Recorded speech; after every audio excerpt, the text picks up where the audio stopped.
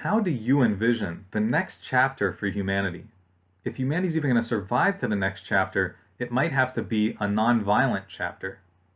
We all know war is evil, and yet we keep going to war. Missiles are pointed at us right now, and our country is pointing back even more missiles. Leaders, media, and others stir up an us versus them mentality, convincing us to fear the other as an existential threat. But is it the threat that causes our fear, or is it our fears that cause us to threaten each other? We fight to get on top of a power hierarchy and stay there, creating oppression and a cycle of violence.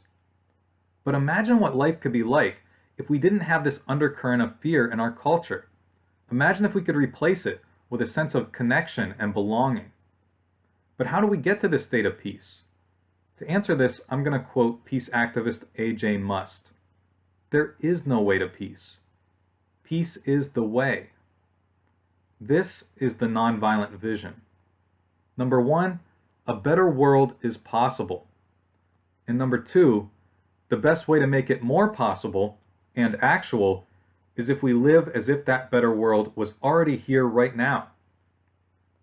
The ideal for the nonviolent practitioner is to be able to stand up for peaceful community in a state of peace, even if there's conflict and chaos going on around you. Then even if it doesn't bring world peace, at least you did your part and you'll reap the benefits of inner serenity. Historian Howard Zinn said, "If we do act in however small a way, we don't have to wait for some grand utopian future. The future is an infinite succession of presents, and to live now as we think human beings should live, in defiance of all that is bad around us, is itself a marvelous victory." So I'm advocating the idea of cultivating nonviolence as a virtue. I'm not trying to convince you to follow nonviolence as an absolute rule, but to integrate nonviolence more and more into your character, into who you are as a person, and from there, it spreads out to others. In some ways, nonviolence as a rule would be too easy. It would allow what I call armchair pacifism. I could sleep all day, and then, since I didn't punch anyone in the face today, I could say I followed the rule of nonviolence. Then I could go on Twitter and call out all the violent people and talk about how much better I am than them. But then I'm not really doing anything to reduce violence, and in fact, I'm cultivating a divisive attitude that leads to more violence. Martin Luther King Jr. said that if you're living in a violent system, then just by going about your daily business, you're actually perpetuating that violence. That's why nonviolence has to be active. It involves what Mohandas Gandhi calls active non-cooperation with evil.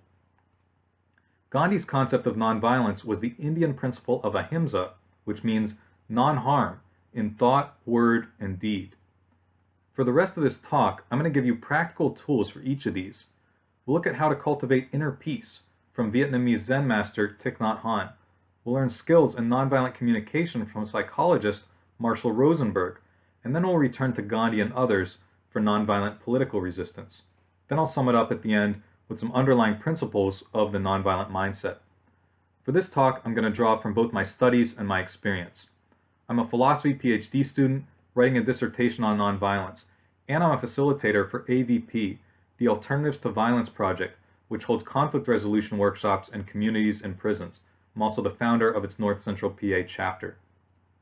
Now, if you take the tools from this talk and integrate them into your life, you'll be able to do what Professor of Religion Stephen Rockefeller calls sit down like the Buddha and stand up like the Statue of Liberty.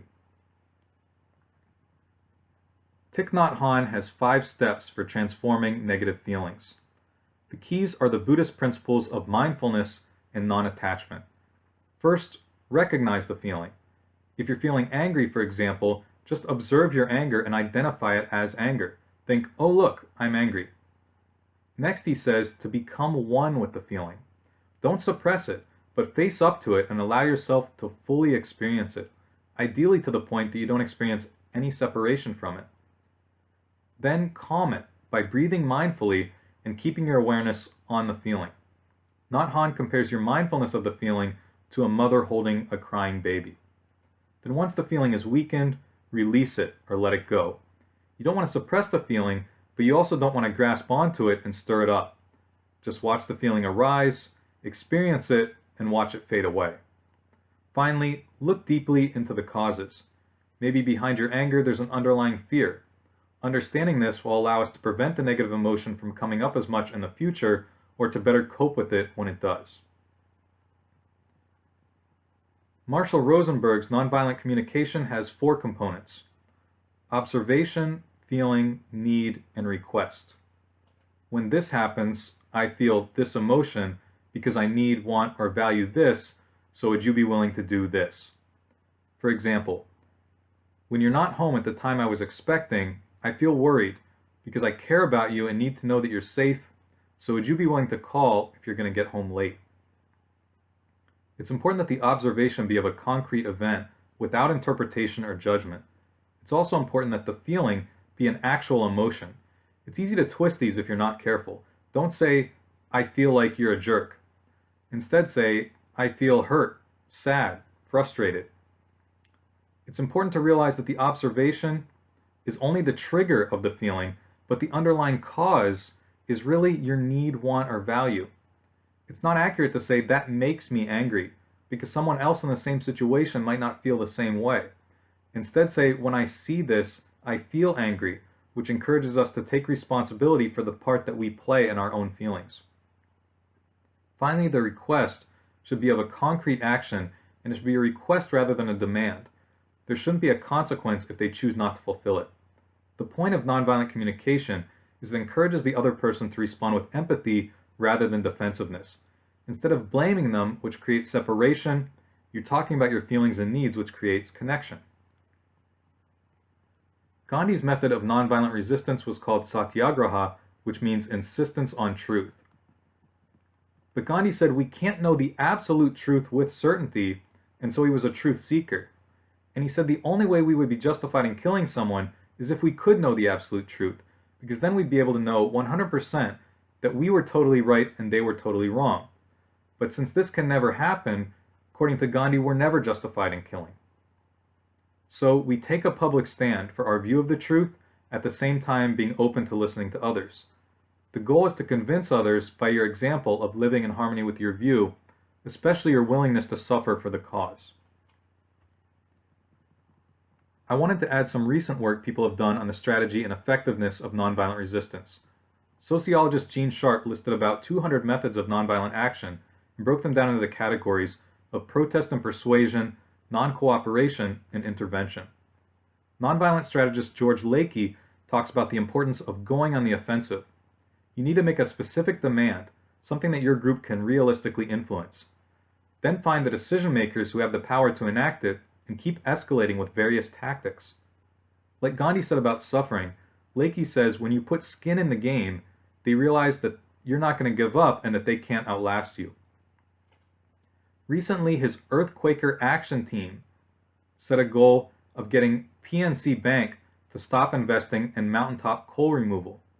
Some of their actions were holding Quaker worship in the bank during prime business hours, making a scene at board meetings and events sponsored by PNC, and walking all the way from Philadelphia to PNC headquarters in Pittsburgh, stopping at every single PNC branch along the way. This small group of Quakers ultimately succeeded in getting one of the largest banks in the country to divest from mountaintop coal removal. Erica Chenoweth is a political scientist who originally didn't believe that nonviolent resistance works. Another researcher, Maria Stephan, challenged her, let's study it together and find out. They studied every major resistance campaign from 1900 to 2006, and they found that nonviolent campaigns had a 53% success rate compared to only 26% for violent campaigns. The key was that nonviolent movements can get more people. They found that every single movement was successful where at least 3.5% of the population got actively involved, and every single time that happened, it was a nonviolent movement. That's the power that we have. If you get enough people to live as if the better world was here, then the better world is here. You're literally just doing what's right and being the change you want to see. So yes, nonviolent resistance works. But keep in mind, it can't just be a string of random protests. It has to strategically leverage power, drop more people into the movement, and persistently add pressure on those in high places. So now I'll try to sum up some of the common themes between our 3 levels of nonviolence. First, deep awareness. This is Thich Nhat Hanh's emphasis on mindfulness. Meditation can lead to inner peace. Nhat Hanh compares mindfulness to sunshine that causes a flower to bloom. It's interesting because Rosenberg and Martin Luther King actually use the same metaphor of shining the light of consciousness. Rosenberg says consciousness of our feelings and needs is even more important than the words we use. King says that nonviolent resistance works by shining a light on the injustice. Next, we have oneness and connection.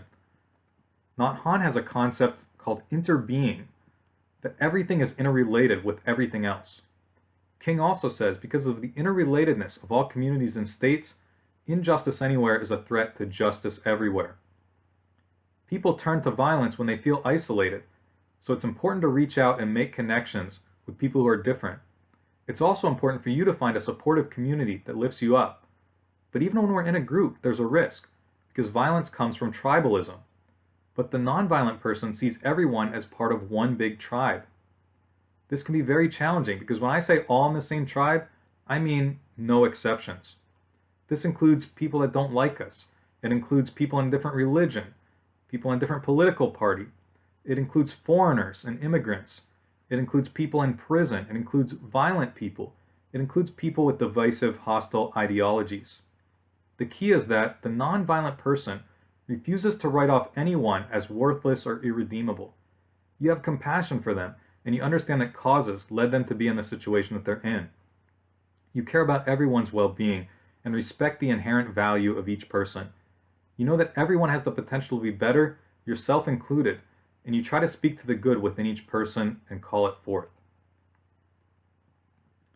Next, the true nonviolent practitioner can't sit on the sidelines, but has to be willing to put themselves out there to stand up for what's right. Stand up for what builds community. Stand up for truth, equality, and inclusion. This takes courage. You have to be willing to risk, sacrifice, and suffer for what's important. Someone has to be the one to go ahead of the crowd and expose themselves to the initial backlash to forge the path for others. Finally, the nonviolent person is open-minded. They see things clearly, but they're not cynical, and they don't view everything as zero-sum. In the Alternatives to Violence project, we have a concept called transforming power, which is the power available to each person to change themselves or to change a situation. The idea is that when a conflict arises, if we remain open to the possibility of transforming power, a creative, outside-the-box solution may present itself. Some people have shown me the best examples of transforming power were incarcerated. They've turned away from a violent past and become AVP facilitators, dedicating themselves to cultivating nonviolence and to spreading it through the prison and beyond. I'm going to give a very simple quote from one of them. In AVP, we have these affirmation names. Mine is Truth-Seeking Tony. This person's name, fittingly enough, is Victorious Victor. And he said, AVP has made me realize that I have a purpose in life. And that purpose is to show others that we can all get along. I'm going to give you one more quote that's been used by civil rights activists Vincent Harding and James Lawson. They say that the nonviolent practitioner, by living as if the better world was already here, is a citizen of a country that does not yet exist. If you want to be one of the founders, one of the co-authors of the next chapter, cultivate nonviolence, and I'll meet you there.